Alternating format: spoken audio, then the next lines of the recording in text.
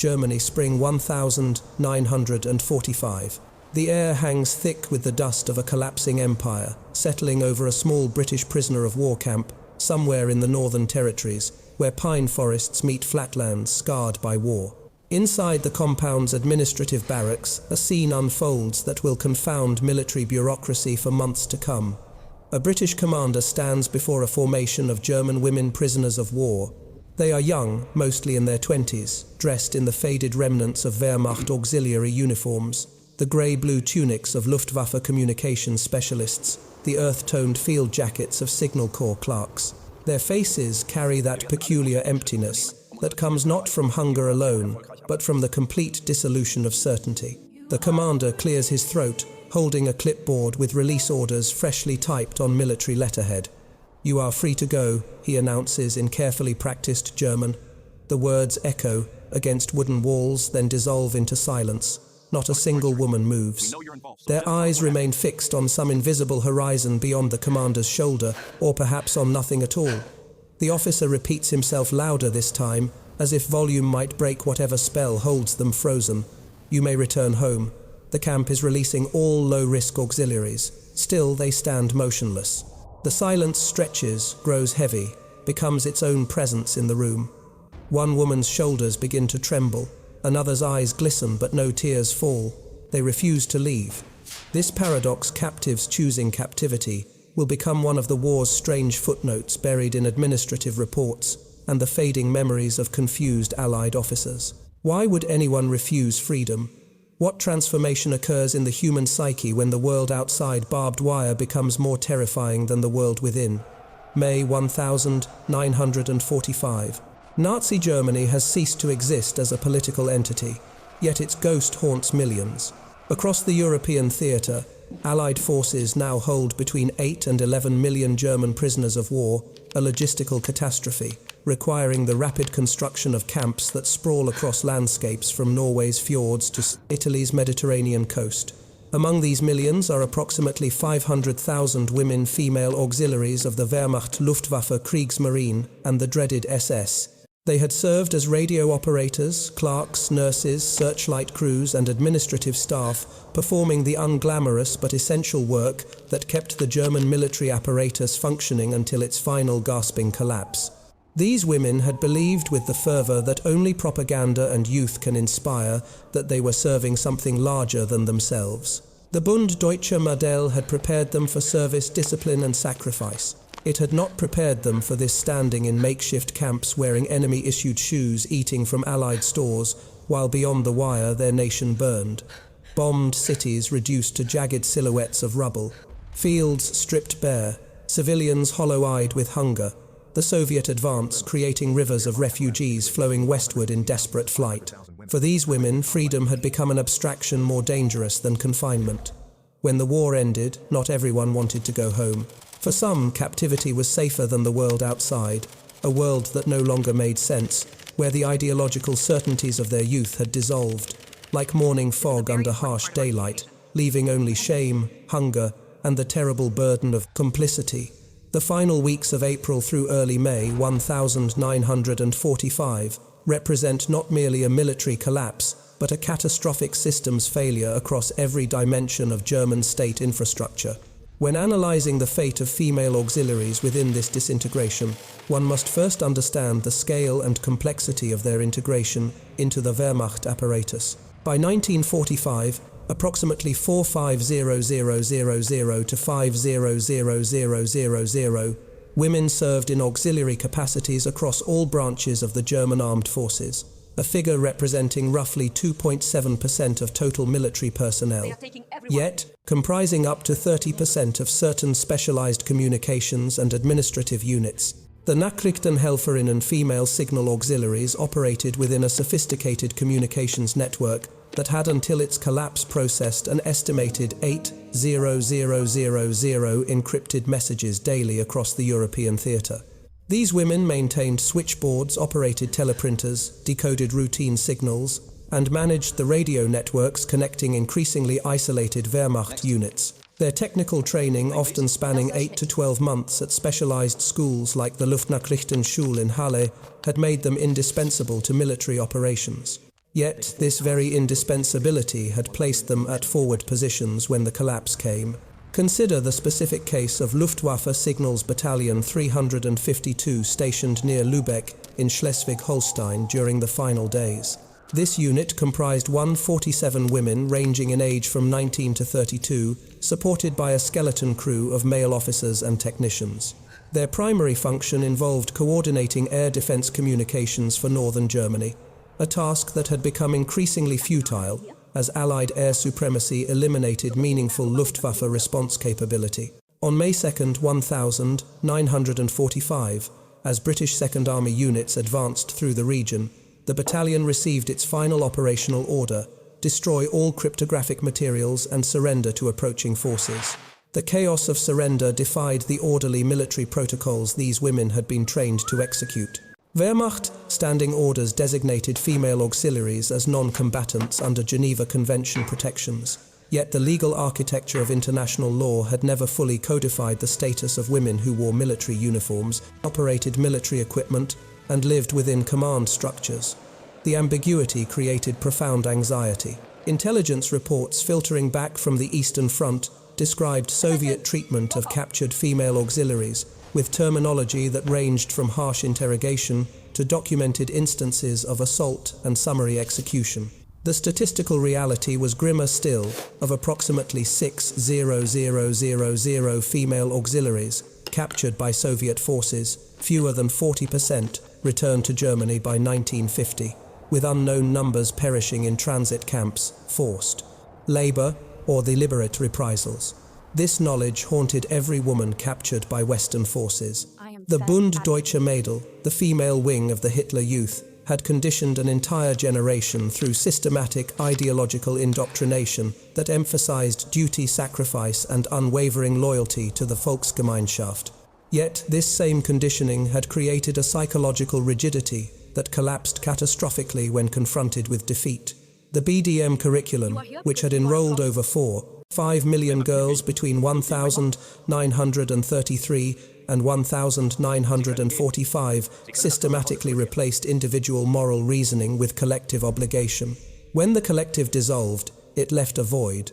When British forces processed Signals Battalion 352 through temporary holding facilities near Bad Schwartau, officers noted the women's mechanical compliance, answering questions with precision, forming orderly lines, maintaining military bearing even as they surrendered weapons and identification papers.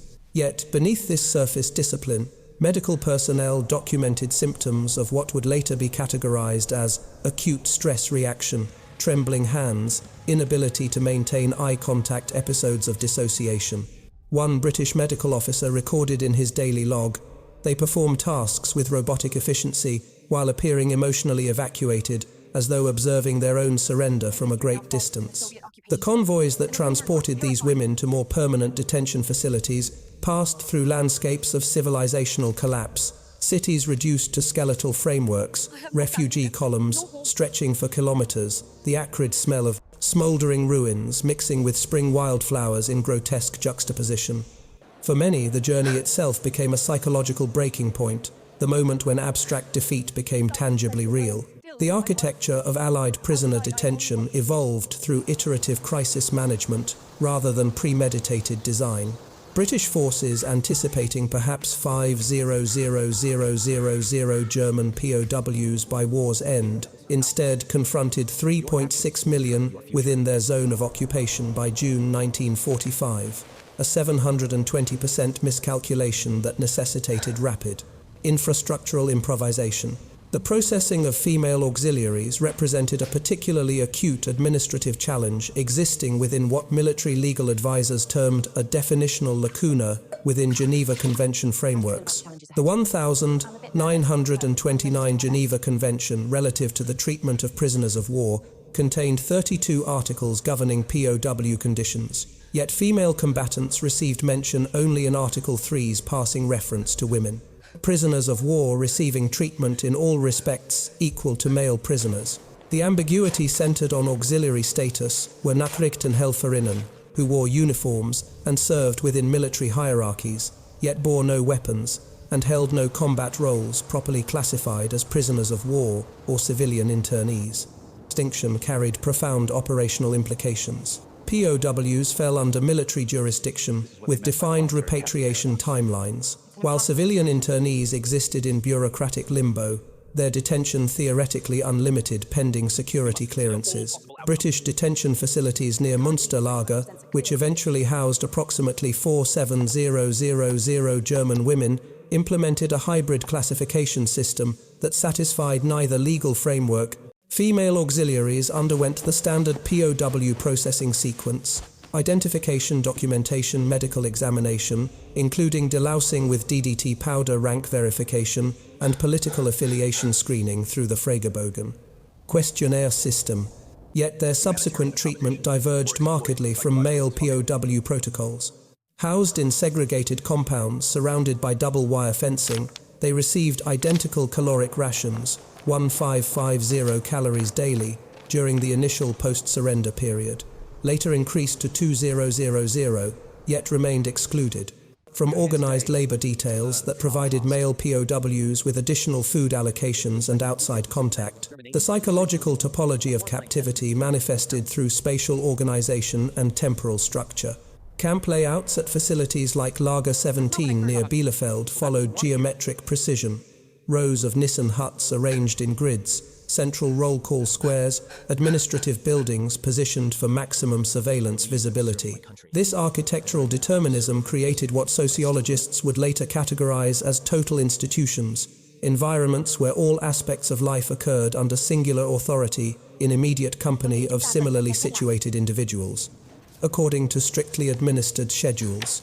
For women whose entire adult identity had been constructed through ideological conformity and hierarchical obedience, this continuation of structure provided unexpected psychological stability. The camp routine, 0600 wake up, 063, 0 roll call, 0700, breakfast distribution, assigned work duties 1000, 200 midday meal 1000, 800 evening meal 2000, 100 lights out replicated Wehrmacht scheduling with eerie fidelity. Medical logs from British camp hospitals documented declining rates of anxiety symptoms among long-term female internees, a counterintuitive finding that suggested adaptation through institutional familiarity. The material conditions, while austere, represented significant improvement over conditions in disintegrating Germany. Sanitary facilities, though rudimentary, functioned. Medical care, though limited, existed. Food supplies, though monotonous, arrived with predictable regularity. Contrast this with circumstances facing German civilians in the British occupation zone during summer 1945. Average daily caloric intake for non-interned civilians ranged between 800 to 1200 calories, well below subsistence levels. Urban centers like Hamburg and Cologne reported mortality rates 340% above pre-war averages, primarily from malnutrition-related causes and disease vectors thriving in unsanitary rubble conditions. Letters from female POWs to family members, those few that passed censorship review and reached their destinations, revealed this grim calculus. One Luftwaffe auxiliary wrote to her mother in Leipzig, "Do not worry for my situation. I am fed adequately and sleep beneath a roof. Can you say the same?" The response never came. Leipzig's postal system had collapsed, its population scattered or dead. Late August 1945. The administrative machinery of occupation had begun implementing phased demobilization protocols across British detention facilities. Priority classification systems designated female auxiliaries, with no documented National Socialist Party affiliations, no connection to combat operations, and verified family contacts in Western zones as Category 3 detainees, low security, risk eligible for expedited release. By midsummer, approximately 8400 women across the British zone had received preliminary clearance for repatriation. At Lager 12 near Paderborn, a standard release briefing convened on August 23rd. The camp adjutant, a career officer who had overseen the facility since June, stood before 127 female auxiliaries assembled in the main compound square. Morning light filtered through gaps in the clouds, casting intermittent shadows across faces that had grown familiar with captivity's routines. The adjutant held a sheaf of release documents, each representing administrative closure of a detention file. "You are free to go," he announced in serviceable German, his tone carrying the bureaucratic neutrality of routine procedure. "You may return home.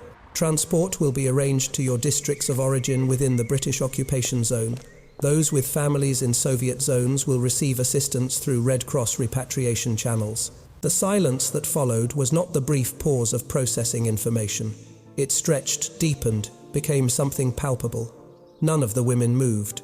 Their formation remained rigid military bearing, maintained even as the offer of dissolution hung in the air.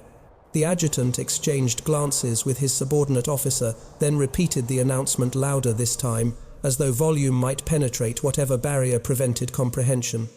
"I repeat, you are released from detention. You may depart the facility and return to civilian life." A woman in the front row, formerly a teleprinter operator with the 7th Luftwaffe Field Division, began to cry silently, tears tracking down her cheeks, while her posture remained parade ground straight.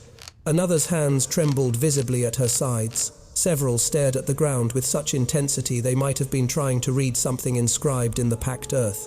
Not one woman broke formation. Not one stepped forward to accept freedom. The adjutant's subsequent report to Regional Command, filed August 25th and preserved in National Archives documents, captured the bewilderment.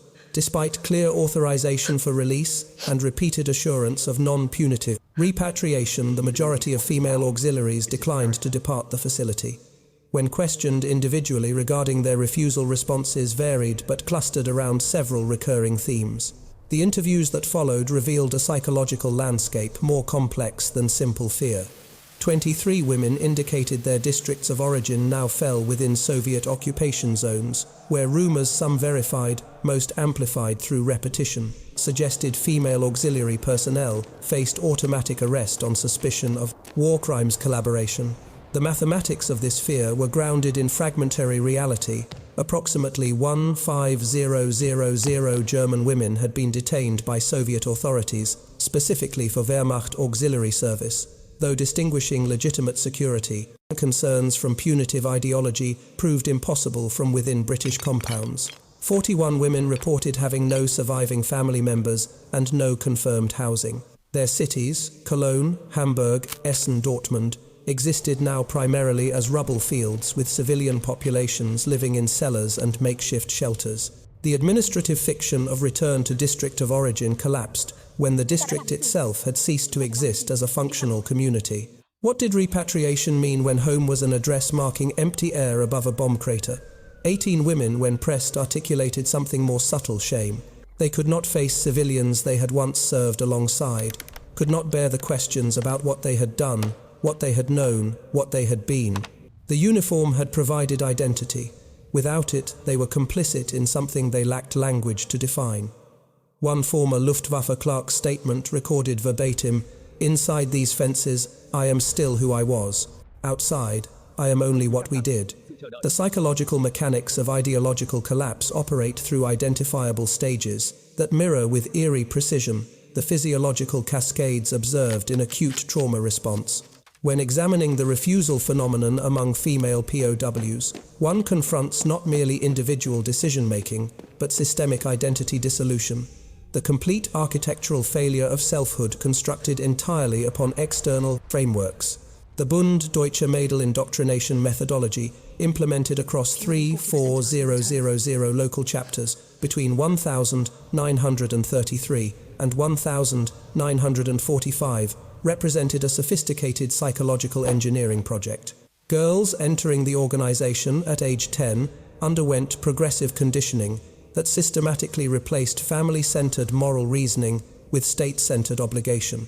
The curriculum architecture operated through layered reinforcement, physical conditioning programs, emphasizing collective achievement over individual performance, ideological instruction sessions, employing repetition and emotional manipulation, social structures that rewarded conformity while pathologizing dissent. By age 18, when young women transitioned into Wehrmacht auxiliary service, their cognitive frameworks had been fundamentally restructured. Neuropsychological research conducted in subsequent decades on former indoctrination subjects revealed measurable differences in decision-making patterns compared to control groups. When presented with moral dilemmas requiring autonomous judgment, subjects with extensive ideological conditioning exhibited 43% longer response times and 67% higher rates of deference to perceived authority figures even when those figures held no actual power. The conditioning had created what researchers termed hierarchical dependency syndrome, a fundamental inability to construct self-directed meaning in the absence of external command structures. Within POW camp environments, this dependency found unexpected accommodation. The rigid temporal organization, spatial determinism, and hierarchical authority structures replicated almost exactly the Wehrmacht operational environment these women had inhabited for years. Camp commanders often unknowingly provided the authoritative framework their psychology required. Daily work assignments, kitchen duties, laundry operations, administrative tasks, medical assistance offered structured purpose without requiring autonomous moral reasoning. The paradox was complete captivity provided the last remaining space where their conditioned identity could function coherently.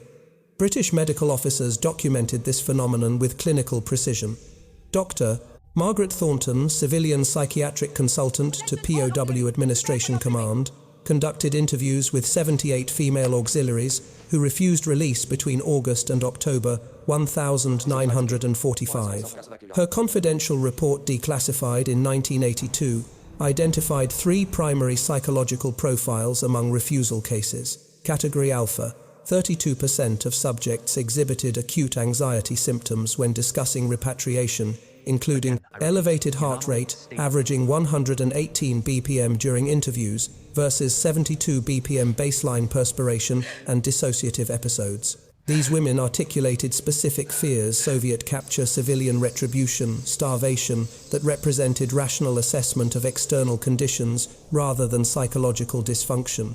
Category Beta: 51% of subjects demonstrated what Thornton termed structural dependency adaptation. These women had internalized camp routines to such degree that external freedom represented not liberation, but terrifying formlessness. When asked to envision post-release life, they could not construct coherent narratives. One woman's response captured the pattern: "What would I do? Who would tell me what to do?" Category Gamma: 17% of subjects manifested guilt-driven paralysis, unable to reconcile their service record with emerging narratives of Nazi criminality. These women intellectually acknowledged regime atrocities, while emotionally resisting complicity implications. The cognitive dissonance generated psychological paralysis, neither able to defend their past nor fully condemn it. The contrast with Soviet-captured women illuminated the specificity of Western camp dynamics. Of approximately 6,000 female auxiliaries detained by Soviet forces, fewer than 200 documented cases of voluntary detention extension exist in accessible archives. Soviet camps offered no comfortable replication of military structure. They were punitive, often brutal, designed to extract forced labor rather than manage administrative closure. The mathematics were stark, where British camps generated voluntary captivity. Soviet camps generated mortality rates, estimated between 18% to 24% for female detainees, primarily from malnutrition, disease, and inadequate medical care in transit facilities. Within British compounds, captivity had become something unprecedented, a psychological sanctuary, where identity crisis could be indefinitely deferred, where questions of guilt, complicity, and future selfhood remained suspended behind barbed wire that now functioned less as barrier than protective membrane. The administrative apparatus of British POW operations confronted an unprecedented category crisis that exposed fundamental limitations in international legal frameworks and military bureaucratic systems. Between August and December, 1,945 regional commands filed 247 documented incident reports describing female auxiliary refusal cases, representing approximately 3.8% of total eligible releases across the British zone. While statistically modest, the phenomenon generated disproportionate administrative complexity precisely because existing protocols contained no mechanism for processing voluntary detention extension. The legal architecture collapsed at multiple pressure points simultaneously. Geneva Convention Article 75 mandated repatriation with the least possible delay after the cessation of hostilities, yet contained no provisions addressing detainee refusal. British military legal advisers identified three conflicting interpretive frameworks. First, treating refusal as continued POW status violated Article 75's temporal requirements. Second, reclassifying willing detainees as civilian internees required security justifications that did not exist for cleared individuals. Third, forced repatriation potentially violated Article 2's prohibition on coercive measures beyond those necessitated by the security measures of detention itself. POW Administration Command convened an emergency legal working group on September 12, 1945, tasked with resolving what internal memoranda termed the voluntary captive paradox. The resulting policy framework, implemented October 3rd through Directive 847B, established a hybrid classification, transitional resident status, TRS. Women granted TRS designation remained within camp perimeters, but transitioned from prisoner to quasi-civilian status. They received identical rations and housing, but could voluntarily perform compensated work. Kitchen operations, medical assistance, administrative tasks, educational instruction, at rates calibrated to prevent undercutting local German civilian labour markets. The economic dimensions proved particularly complex. British occupation authorities faced simultaneous imperatives to demobilise POW infrastructure while managing catastrophic civilian economic collapse in occupied territories. German industrial production in the British zone had contracted to approximately 23% of 1,938 capacity by August 1945. Unemployment among German civilians exceeded 48% in urban centres, with functional employment work yielding subsistence-level compensation estimated at barely 31% of the working-age population. Introducing released POWs into this collapsed labour market risked destabilising fragile reconstruction efforts. TRS workers paradoxically became economically valuable within camp operational contexts. A comparative cost analysis conducted by British Quartermaster Services in November 1945 revealed striking metrics. Operating a 5,000-person POW camp with imported British support staff required an estimated 127 British military personnel at an aggregate monthly cost of £31,400, accounting for wages, transport, housing and administrative overhead. Transitioning to TRS worker staffing reduced British personnel requirements to 43 supervisory staff at monthly cost of £10,800, a 66% reduction in operational expenditure while maintaining equivalent service delivery. This economic logic generated its own moral tensions. Camp Commander Colonel James Hartwell, overseeing operations at Lager 17, articulated the dilemma in his December 1945 operational review. We have created, perhaps inadvertently, an institutional arrangement that benefits all parties materially, while satisfying none morally. The women receive structure, safety and purpose. We receive cost-effective labour. Yet, the arrangement exists only because their nation lies in ruins, and their psychological conditioning prevents autonomous reintegration. Are we providing humanitarian accommodation or exploiting psychological dysfunction?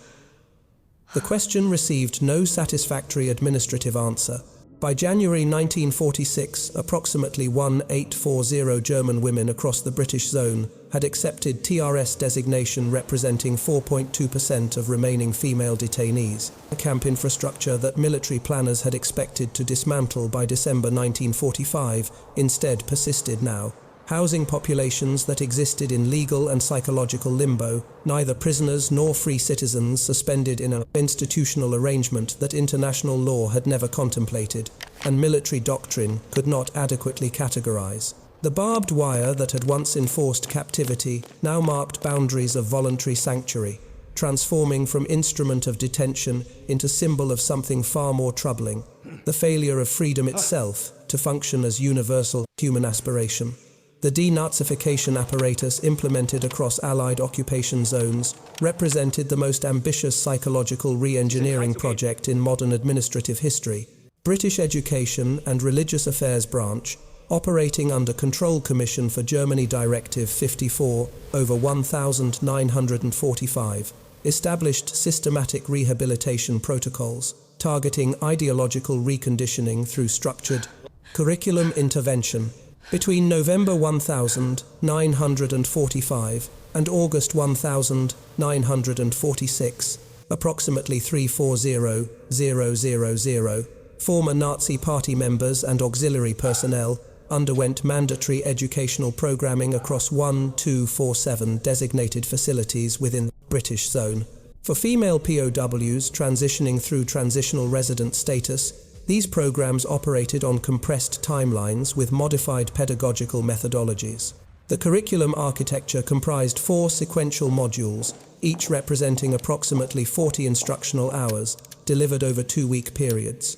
Module Alpha focused on factual historical reconstruction systematically, documenting Nazi regime criminality through primary source materials. Instructors, primarily German civilian educators who had been vetted through multiple security clearances, presented documentary evidence of concentration camp operations, systematic persecution policies, and documented atrocities. The pedagogical challenge was substantial.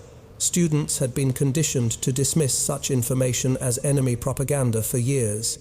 Breakthrough required not merely presenting evidence but dismantling the cognitive frameworks that enabled reflexive rejection. Educational outcome metrics tracked through questionnaire responses revealed gradual attitudinal shifts.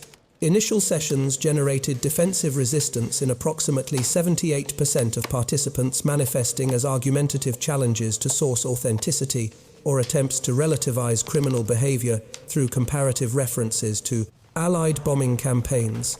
By module completion, active resistance declined to 34%, replaced primarily by silent processing or expressions of shock. One former signals auxiliaries written reflection preserved in educational program archives captured the cognitive transition: "I believed I was serving my country. I learn now I was serving criminals, but I still remember believing." How can both be true? Module Beta introduced democratic governance principles through comparative constitutional analysis, examining Weimar Republic structural failures alongside British parliamentary systems and emerging United Nations frameworks. The instructional objective centered on cultivating capacity for autonomous civic participation, a profound departure from authoritarian conditioning that had systematically discouraged individual political reasoning. Module Gamma addressed practical reintegration skills. Literacy reinforcement: approximately 23% of female auxiliaries had completed only primary education before military service. Basic arithmetic for household financial management, vocational skill assessment, and labor market orientation. The economic realities were sobering. German women faced unemployment rates exceeding 54% in urban centers, with available positions concentrated in manual labor sectors, offering subsistence-level compensation. Module Delta, most controversially focused on what program architects termed moral reconstruction, structured reflection on individual complicity, collective guilt, and pathways toward ethical reorientation. The philosophical tensions were profound: how to acknowledge individual responsibility without inducing psychological paralysis, how to validate human dignity while confronting participation in criminal systems. British educational specialists consulted extensively with émigré German philosophers and theologians who had fled Nazi persecution, seeking frameworks that balanced accountability with psychological rehabilitation. The measurable outcomes revealed complex, uneven progress. By June 1946, approximately 7,200 female former auxiliaries had completed full curriculum sequences within British zones. Post-program tracking surveys administered at 3-month and 6-month intervals following release indicated that 68% had secured civilian employment, though predominantly in low-wage service sectors. 41% reported maintaining contact with family members. 22% had relocated to different occupation zones, seeking distance from regions where their military service was known. Yet, the psychological transformations resisted quantification. How does one measure the reconstruction of moral reasoning? What metrics capture the slow, painful process of integrating contradictory self-concepts, the loyal servant and the complicit participant, the victim of indoctrination, and the agent of choices, however constrained? One program instructor's observation, recorded in her confidential assessment report, suggested the profound difficulty. They learn the facts, they acknowledge the crimes, but the space between intellectual understanding and emotional integration remains vast. Freedom, I fear, is not something we can teach. It must be chosen repeatedly against the gravitational pull of certainty that captivity provided. The demobilization timeline for British-operated POW infrastructure followed a phased contraction protocol, driven by both fiscal imperatives and geopolitical realignment. Treasury pressure to reduce occupation costs intensified through 1,946, with POW administration expenses representing £47.3 million annually, approximately 2.8% of total military budget allocation for the European theatre. The financial mathematics were unambiguous. Every month of continued camp operations consumed resources required for broader reconstruction initiatives. Between January and August 1946, the British zone executed systematic facility consolidation, reducing operational camps from 217 to 89, with target closure of all remaining facilities by December 1946. Female detainee populations contracted accordingly from 47 200 inches January to 8400 by June, then to 2100 by September. The residual population represented a statistically anomalous cohort: women who had either accepted transitional resident status beyond standard program durations, or who continued refusing repatriation despite graduated pressure from administrative authorities. The demographic profile of this terminal cohort revealed distinct patterns. Age distribution skewed: older 67% were 28 or above, compared to 41% in the general female auxiliary population. Educational attainment averaged 11.2 years versus 9.7 years for baseline groups. Most significantly, 83% originated from regions now under Soviet administration: East Prussia, Silesia, Pomerania, Saxony territories, where return constituted not mere hardship but potential persecution under Soviet security apparatus. Protocols. These women existed in institutional interstices that military bureaucracy struggled to categorize. Some transitioned into semi-permanent employment with allied administrative functions. The Control Commission for Germany hired approximately 340 former female auxiliaries as translators, administrative clerks, and liaison personnel by mid-1946. Others provided essential services within shrinking camp infrastructure: medical orderlies, educational instructors for remaining POW populations, logistics coordinators.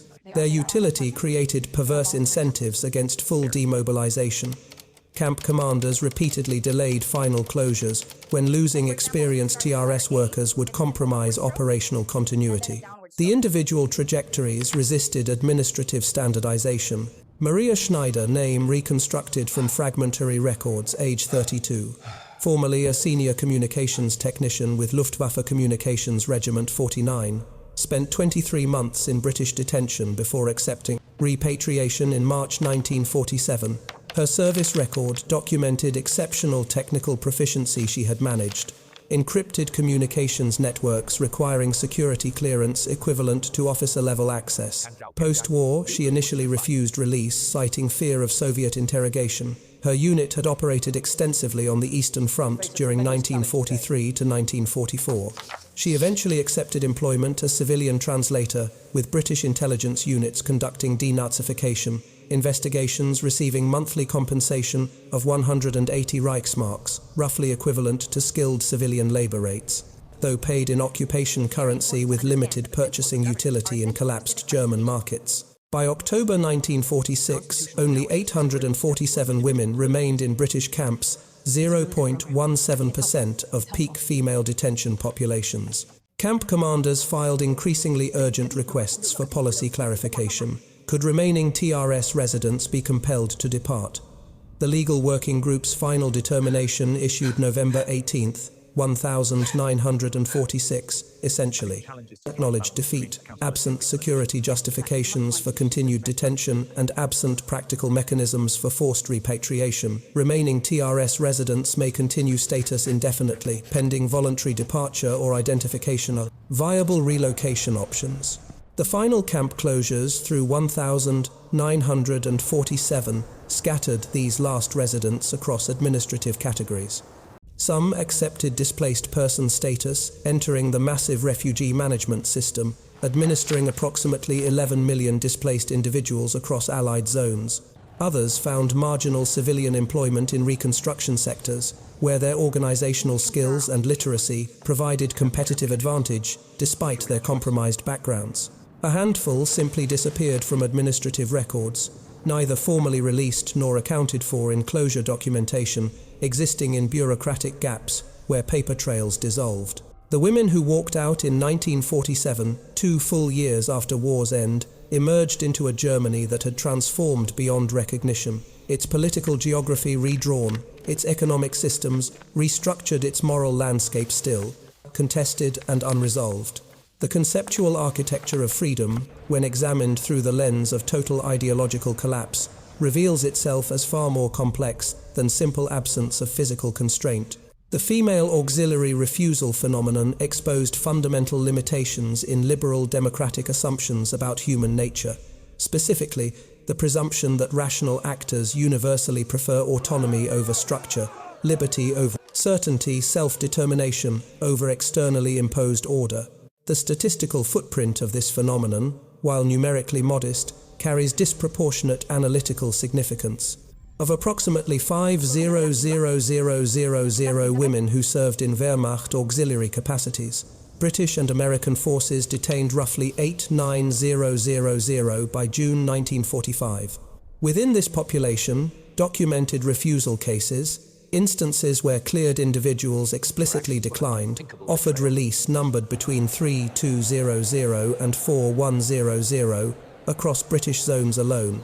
American occupation records suggest comparable percentages, though less systematic documentation complicates precise quantification. The Soviet zone generated no comparable phenomenon, not because captured women embraced freedom more readily, but because Soviet detention conditions offered no psychological sanctuary that might encourage voluntary extension. This asymmetry illuminates the specific conditions necessary for captivity to transform into refuge. 3 systemic factors converged. First, detention conditions that replicated familiar authoritarian structures without replicating violence or deprivation. Second, external conditions so catastrophic that material security within camps exceeded probable civilian circumstances. Third, psychological conditioning so thorough that autonomous decision-making generated acute anxiety rather than empowerment. The broader implications extend beyond immediate post-war circumstances into fundamental questions about ideological formation and collapse. Neurological research conducted decades later on populations subjected to intensive childhood indoctrination revealed measurable alterations in cognitive processing patterns. Functional MRI studies demonstrated that individuals conditioned through systematic ideological programming exhibited reduced activity in prefrontal cortex regions associated with autonomous moral reasoning when confronting value-laden decisions. The conditioning had not merely shaped beliefs but restructured the neural architecture through which beliefs are formed, a finding with disturbing implications for understanding totalitarian system resilience. For the women themselves, the existential crisis centered on identity reconstruction amid total worldview dissolution. They had been conditioned to derive meaning through service to collective purpose, to measure self-worth through hierarchical position within state apparatus, to understand morality through obedience to authority. When these frameworks collapsed, they faced not merely material hardship, but ontological void, the terrifying absence of structures through which to interpret experience and construct meaning. The barbed wire that enclosed POW camps performed therefore multiple simultaneous functions that extended far beyond physical constraint. It marked jurisdictional boundaries between military and civilian authority. It delineated zones where Geneva Convention protections theoretically applied. It separated populations pending security clearance from broader civilian communities. Yet, for the women who refused to cross it, the wire functioned primarily as psychological membrane, marking the boundary between a world that, however constrained, remained comprehensible, and a world beyond that had lost all coherence. Post-war, Germany's reconstruction unfolded across multiple simultaneous dimensions. physical infrastructure, rebuilding economic system, reformation, political institution establishment, and moral reckoning with criminal complicity. This final dimension, what Germans termed Vergangenheitsbewältigung, coming to terms with the past, proved most resistant to administrative resolution. The female auxiliary population embodied this complexity with particular intensity. Simultaneously victims of indoctrination, yet agents of enabling system function, simultaneously excluded from direct combat criminality, yet implicated through organizational participation, simultaneously deserving compassion, yet requiring accountability. The mathematical reality was stark. Approximately 5,000,000 women had served the Wehrmacht in auxiliary roles. Fewer than 2,000 faced formal war crimes proceedings. The vast majority simply dissolved into civilian anonymity. Their service records buried their stories untold. Their moral accounting deferred indefinitely into private conscience. Return now to that moment in spring 1945 to the British commander, standing before his formation of German women prisoners, to those words that should have liberated yet somehow imprisoned more deeply. "You are free to go." The silence that followed was not mere hesitation. It was the sound of human beings confronting a freedom that had become more terrifying than captivity, discovering that barbed wire had been protecting them not from the world they feared, but from the truth they could not yet face. These women understood something their captors could not immediately grasp, that liberation without identity is not freedom, but exile, that release without purpose is not opportunity, but abandonment. The paradox resolves itself only when examined through the full architecture of their experience. They had been conditioned from childhood to locate meaning entirely outside themselves, to understand worth exclusively through service to collective purpose, to measure reality by the distance between command and obedience. When that external framework dissolved, they faced not the simple challenge of rebuilding lives, but the far more profound crisis of constructing selves, learning to become individuals in a world that had systematically prevented individuality from forming. Freedom, they discovered, is not the absence of walls. It is the courage to walk beyond them into uncertainty, to construct meaning without external validation, to bear the weight of autonomous choice, when every prior experience has trained you to delegate moral reasoning to authority. For these women, that courage emerged slowly, incrementally, through months and years of painful psychological reconstruction. By 1950, the camps had dissolved into memory, their administrative records filed in archives, where historians would later struggle to reconstruct events that defied conventional narratives of liberation and defeat. The women themselves scattered into the anonymity of post-war Germany, their stories largely unrecorded, their psychological journeys undocumented except in fragmentary testimonies and bewildered military reports. Yet their refusal, that strange, uncomfortable moment when captives chose captivity, remains etched in history as testament to a truth that transcends any single war or ideology, that human consciousness, when systematically shaped by totalitarian structures, cannot simply be released into freedom like water behind a broken dam. It must be painstakingly reconstructed, rebuilt from foundations that ideology had systematically demolished. The barbed wire fences are gone now, dissolved into the peaceful countryside of modern Germany. But the lesson endures: war changes nations through violence, defeat changes populations through trauma.